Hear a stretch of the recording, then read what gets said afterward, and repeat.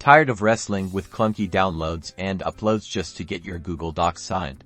In this video, I'm going to show you the absolute best way to seamlessly move your documents from Google Docs to Docusign, making your signature process lightning fast and headache-free. First, open the Google Doc you want to send to Docusign.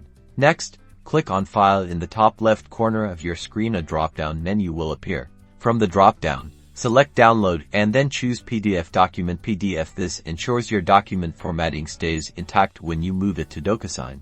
Once the PDF is downloaded to your computer, open your Docusign account in a new tab or window.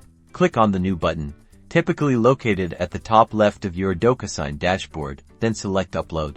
Locate the PDF file you just downloaded from Google Docs on your computer and select it. Click Open to upload it to Docusign.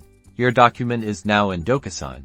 You can now add your recipients, signature fields, and any other necessary information before sending it out for signatures. This method avoids messy conversions and keeps your documents looking professional.